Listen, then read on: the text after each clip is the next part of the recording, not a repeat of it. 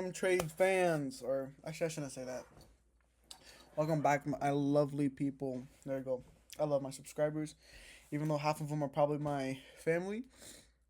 Who cares? Subscribers are subscribers. But if you're not my family, thanks for supporting my vids. Even though you guys don't watch them, it's alright.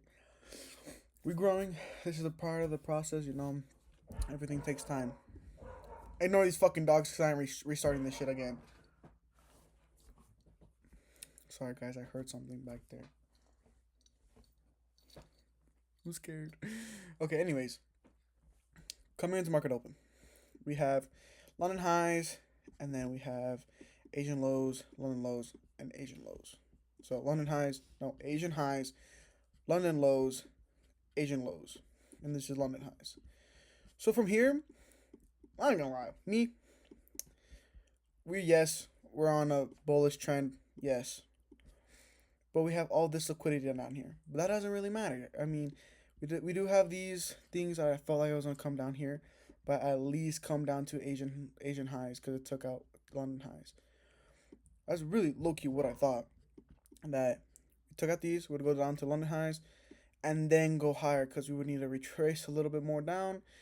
Then we would go higher. But no, it didn't. I mean, it did work. I will say it did work, but just the not on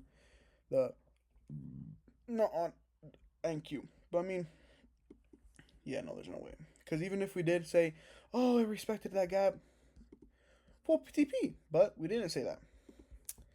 We went out here. I was up like I think 1.2k, but then when I lost 1.2k, um, but yeah, actually no. How much did I lose? I did lose like 1.2k. Yeah, it was like 1.2k. Yeah, because I was max drawdown. Yeah. But anyways, like we said, we had SMT liquidity sweep, fair, inversion of fair value gap. But if you look up here on ES, I need low key like me. I feel like I need to start looking at higher time frames, kind of, but then also looking on NQ, on ES because I could take these trades on ES and not just on NQ, and I feel like that's my problem because I'm just trying to take the trade on NQ and not on ES. But I need to start looking at ES. Like literally, it was perfect. Like, look, we saw SMT. There was a small fair value gap. Inversed. We saw it inverse. When it inversed, enter, took to Asian lows, full fucking TP before we went up. Then same thing up here again.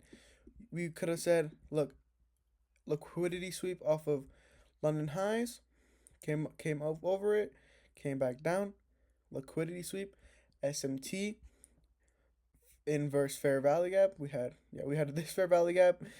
We got an inverse. Why did I put that there, bro? What the fuck? Anyways, we had that inverse. Oh wait, no, I did have it right. What am I doing?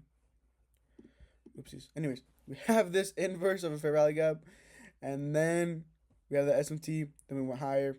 Then another thing. I low key. I mean, I could have entered here, but I wanted to see it go up a little bit, then tap back into here, or like respect this, which I did both, and then I would enter to I think where were these? I think it was like a 4 hour high. I think. Yeah, it was a 4 hour high. So yeah, it was a 4 hour high. But yeah. So tomorrow I'm low key looking. Low key, I want to say I'm looking for shorts because I said that we were gonna respect this gap right here. I think we'll respect this gap and then take out all this, or at least come back down here to um, equilibrium max. At least come back down here to equilibrium, and unless we do that overnight. Um, but also I think we'll do. We'll see where it goes tomorrow. But like overall, I low key just need to look at ES because if I took that same trade on ES, it was full TP, but maybe a little earlier, low key. Yeah, I mean, ES. It was a little earlier, but it inversed that fair value gap way earlier than it did this. So if I took it on ES, it would have been the same shit, but I took it a little later. But yeah, it's just kind of gay. But you know, it happens.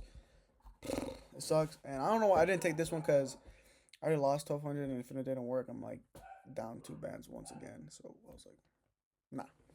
But yeah, that was it. Basically, the video, guys. So peace out.